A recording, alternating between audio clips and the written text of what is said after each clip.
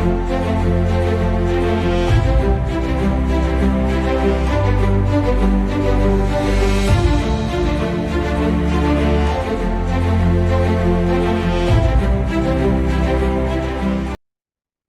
everyone and welcome. My name is Megan Fritsch and I am the President of the Career Industry Council of Australia. I'm absolutely delighted to open today's webinar, From Insight to Impact, what national data tells us about the career development workforce. This week is National Reconciliation Week. It is a time for all Australians to learn about our shared histories, cultures and achievements, and to really explore how each of us can contribute to achieving reconciliation in Australia. CECA recognises the traditional owners of the country where we live and work. We recognise and celebrate the diversity of Indigenous people and their enduring cultures and connections to land and water. I want to begin by acknowledging the Indigenous peoples of all the lands that we are on today. I acknowledge that I am on the lands of the Ngunnawal and Ngambri peoples, who are the traditional custodians of the Canberra area, and pay respect to the elders past and present of all Australian Indigenous peoples. While we gather today on a virtual platform, I would like to take a moment to acknowledge the importance of the land we all call home. This national workforce study provides a vital pulse check on our profession, its strengths, its challenges, and emerging opportunities. It also tells a very powerful story of the sector deeply committed to making a difference. With 734 practitioners contributing their insights, this is one of the most comprehensive snapshots of the profession to date. Today, you'll hear more about who we are as a workforce, our qualifications, our experience, where we work, what motivates us, and how we deliver impact. You'll also see where we need to grow, whether it's in professional supervision, use of data and AI, or the greater use and adoption of professional standards in our work.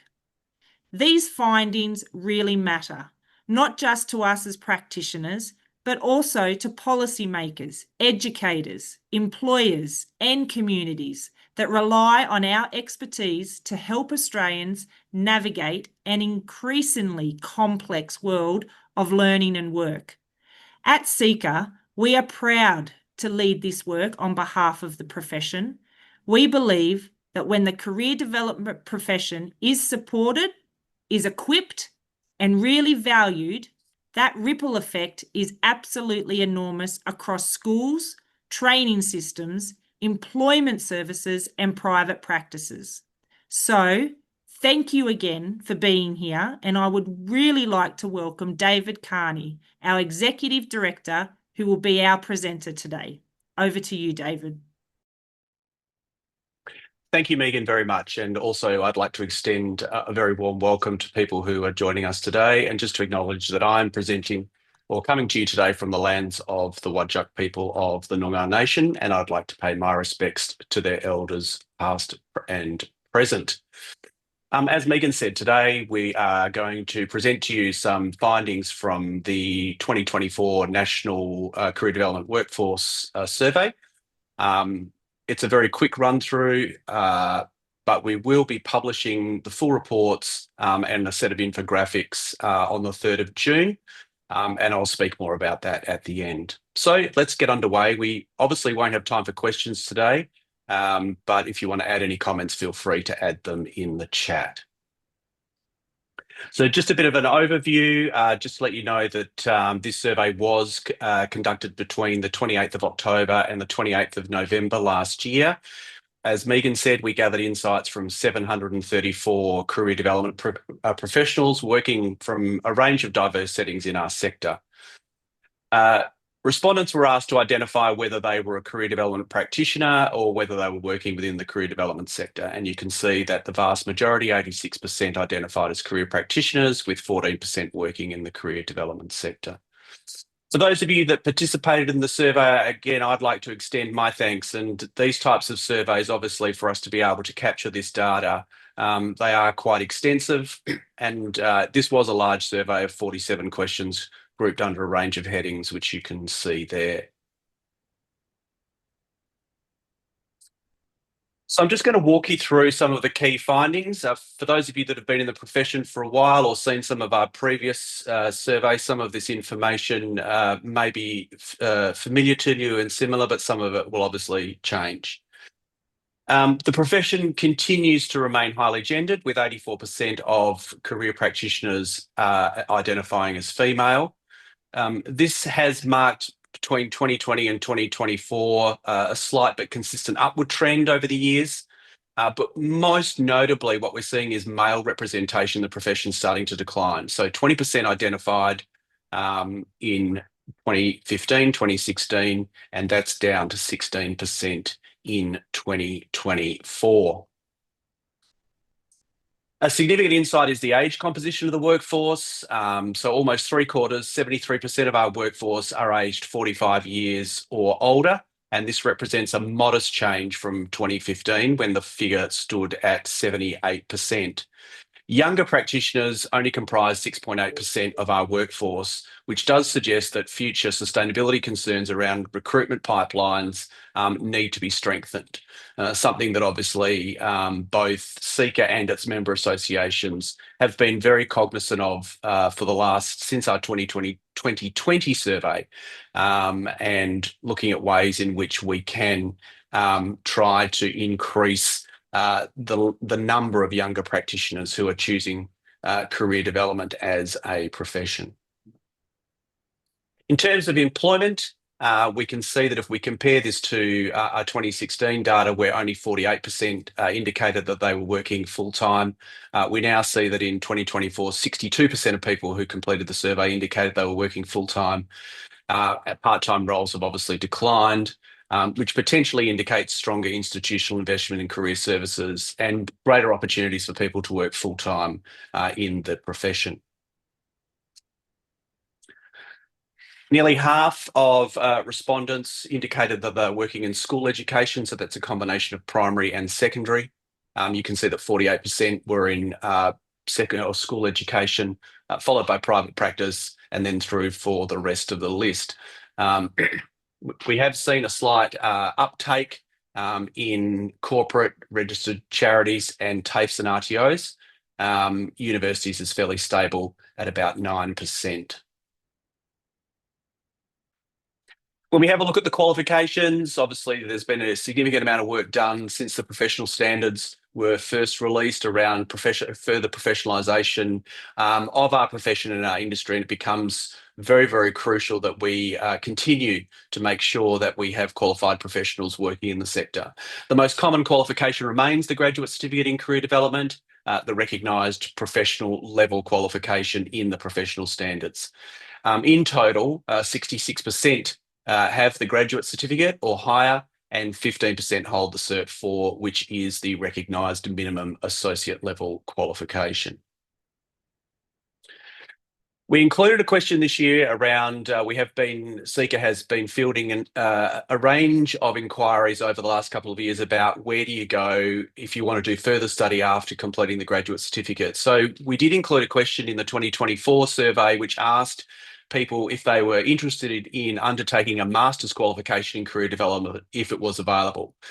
And this was a really encouraging finding for us, was that there was strong interest. 52% indicated that they would be interested in undertaking a master's qualification in career development if it was available.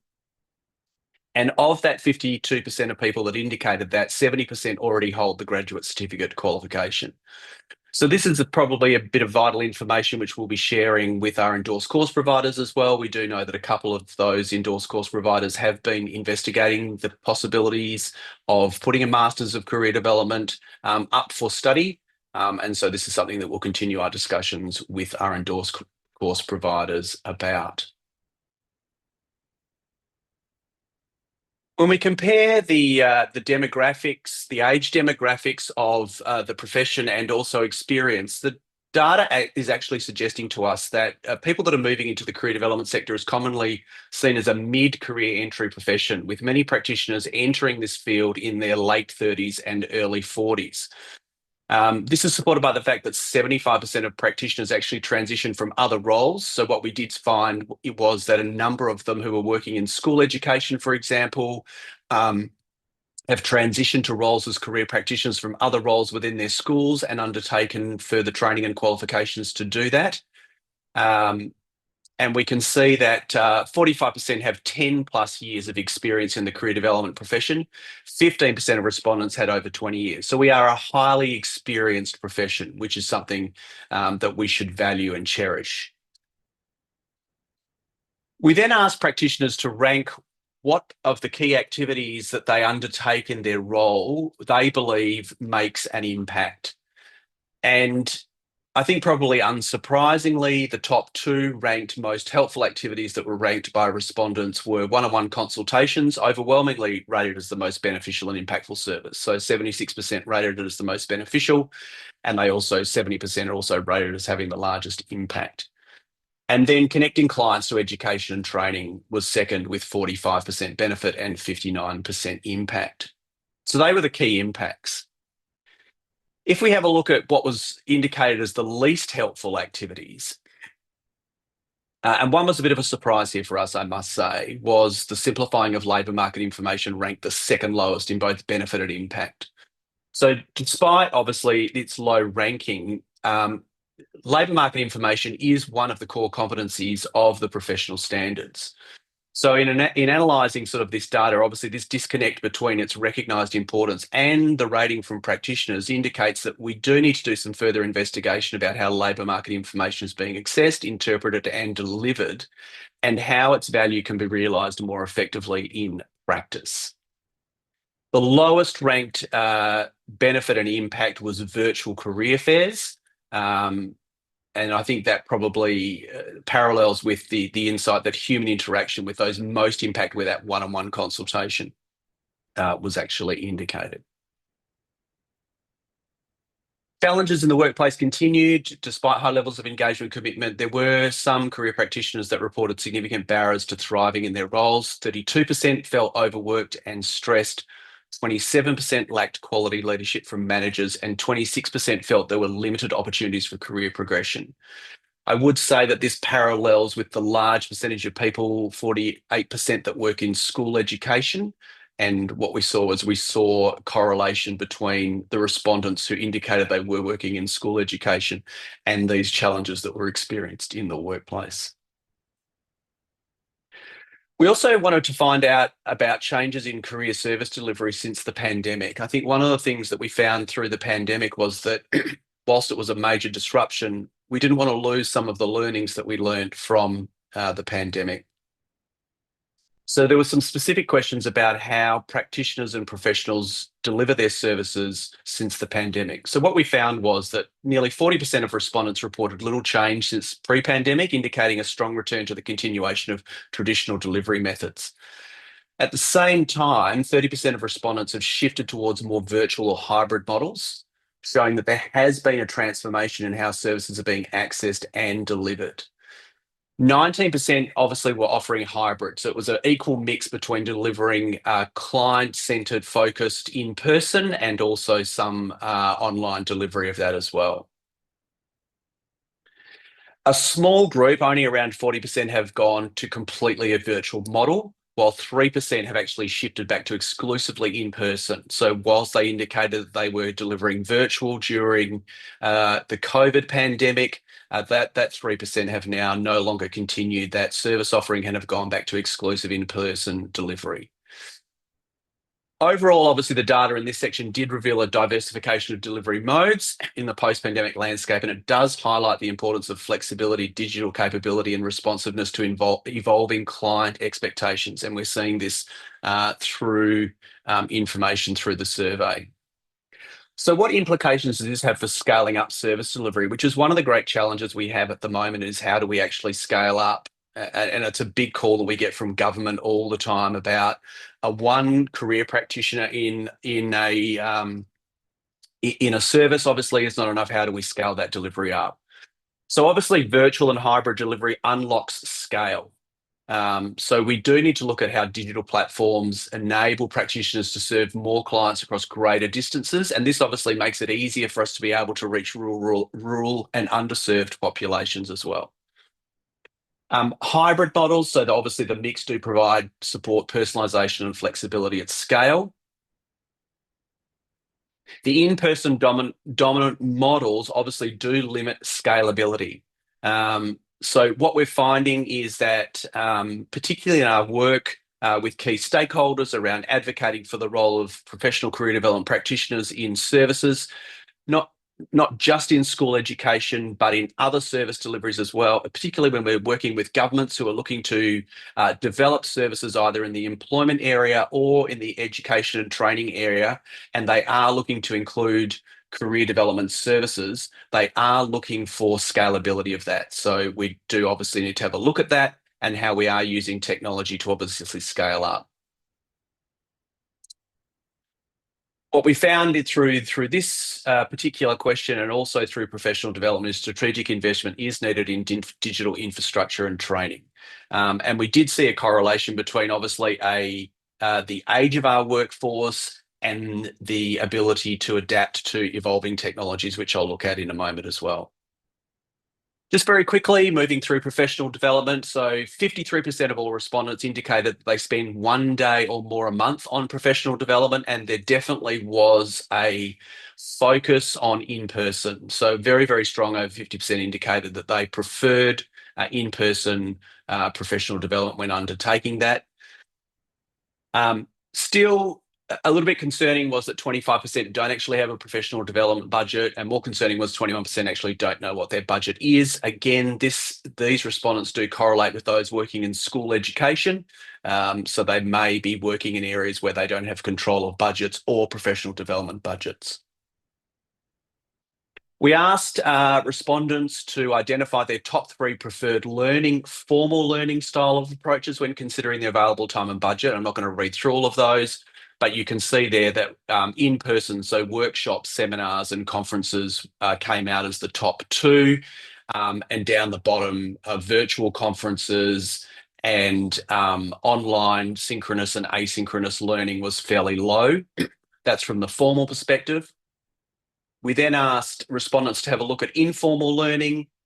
And so we found that respondents obviously, again, were asked to rank their top 3.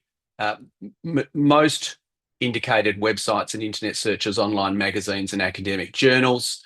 Down the very bottom, we have seen a significant decrease in practitioners who are looking to access print magazines or newsletters and are reading blogs.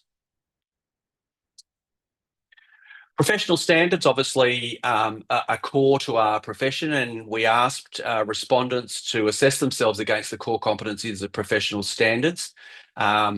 You can see on the left-hand side of that infographic, the highest rated self-rated items should be fairly unsurprising considering the nature of individuals that work in our profession. Number 1 obviously was the demonstrate commitment to professionalism, but through recognition and respecting diversity, commitment to lifelong learning, written and verbal communication skills, and establishing rapport.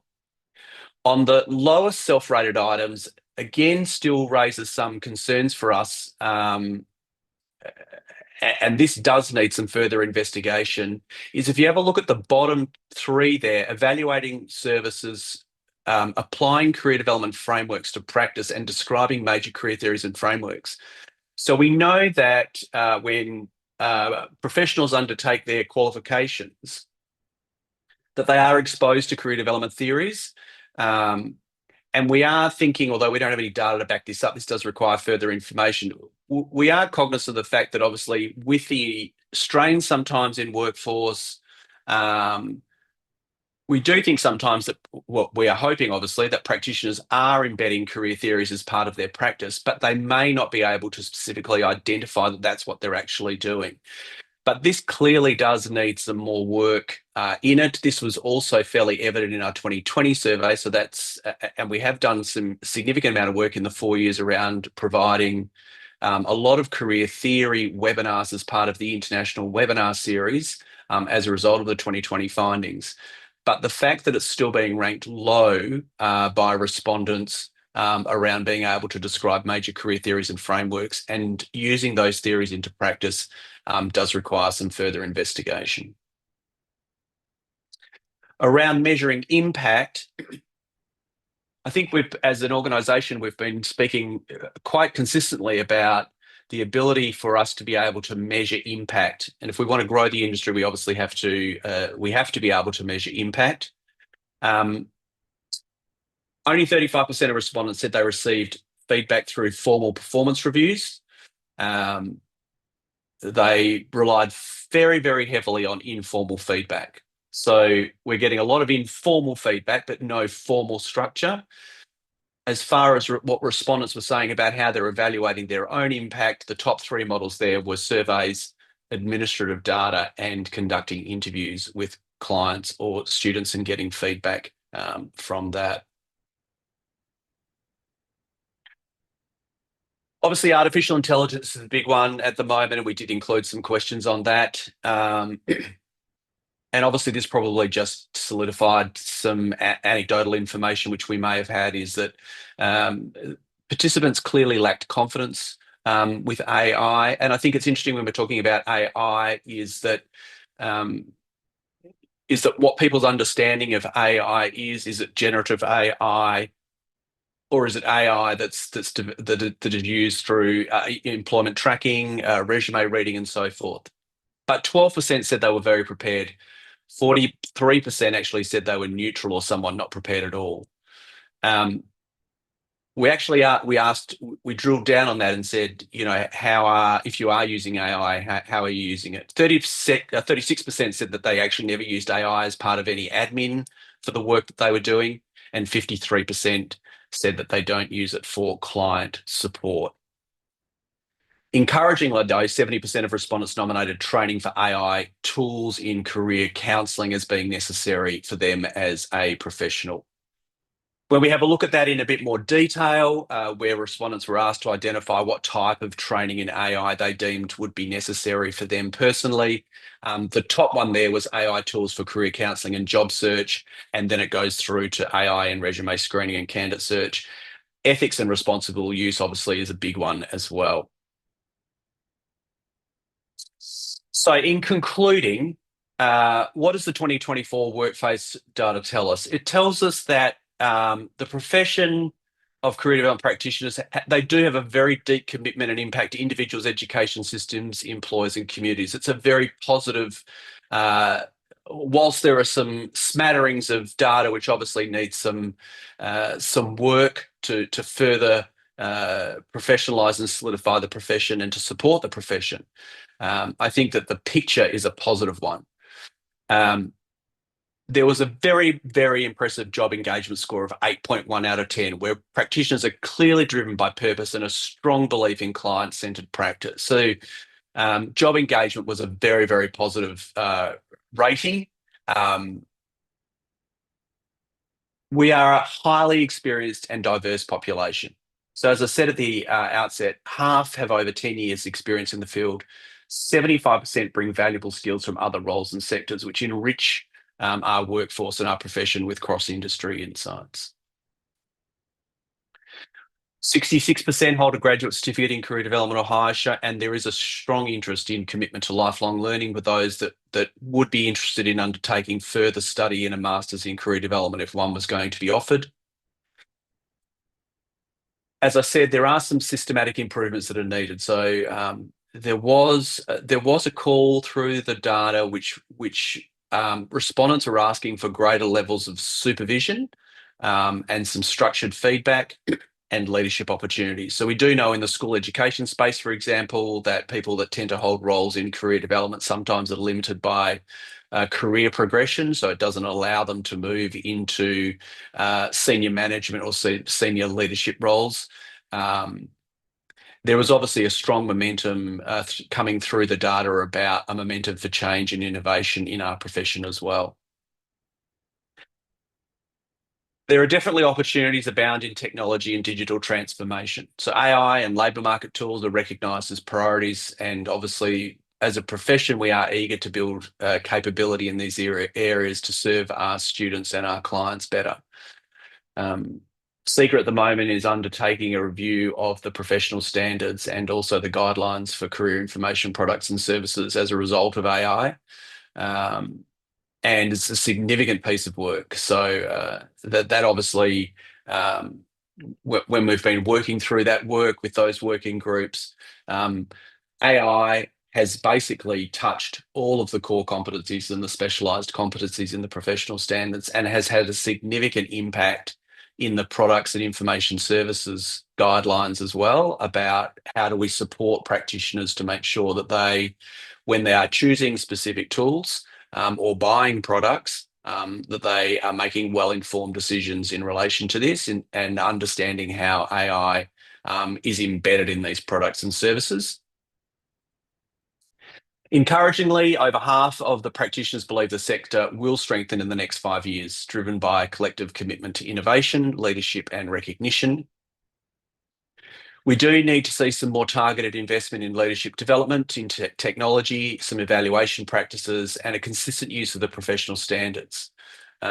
I think interestingly around the use of the professional standards, it was very low. Not many practitioners are actually using the professional standards as a measurement tool as well. So they're not measuring themselves against those core competencies or specialised competencies. So I think what the data has shown us as an organisation is that there is some work that we can do to better support the profession through our member associations as well, to make sure that we're supporting practitioners through that process. Was very strong that career practitioners are ready to lead. So with the right support and strategy, we're confident that the profession and practitioners play a pivotal role in building a more inclusive, skilled and future-ready Australia, which is something that we are working with the new government upon as well. So on the 3rd of June, we'll be officially, this is sort of a bit of an insight for you to come to the webinar on the 3rd of June. So next week, we'll be officially releasing 2 reports, a more comprehensive expansion really on what I've spoken about today on the national survey. We'll also be releasing a comparative analysis report, which is based on previous national workforce studies surveys. So comparing where we are now to where we were when we collected previous data through those. And we will also be releasing 2 infographics on this particular information as well. We will, seeing you've registered for this webinar, these reports will be sent to you, so you don't have to go searching for them, but they will obviously be accompanied by a media release, which will go out on the 3rd of June. They will be, so when you get a copy of the email, which you'll receive on Monday, with these 4 documents, they'll also be on our LinkedIn and Facebook pages on the 3rd of June. I think in closing, what I would like to say is thank you for taking the time to come and listen today. I think for those of you that are here that did participate in the survey, thank you. We understand that 47 questions did take a while for people to complete. But in order for us to be able to collect this data, because when we advocate on behalf of the profession and career practitioners, we are constantly asked for data to back up what we're advocating on and for. And so this data obviously provides a great opportunity for us to do that. We also know that our previous workforce studies do happen to appear in government reports and other stakeholder reports as well. So we know that they are used and accessed widely. So I do want to thank you. I think probably in review of the whole survey, I think what we would say is that we do recognise that it is surveys are becoming increasingly common for career practitioners. Lots of people are being asked to complete surveys. What we may look at moving forward is probably still capturing the same type of information, but perhaps in some shorter bursts of surveys in shorter numbers of questions. If you've got any comments or you'd like to provide any feedback, when you receive the email, you can obviously email our secretariat at info@seeker.org.au, and we'll be happy to provide you with any further information. So Again, thank you for joining us. Thank you for participating if you did participate in the survey, and we look forward to seeing you at a future event once one occurs. Thanks very much, everybody, and enjoy the rest of your day.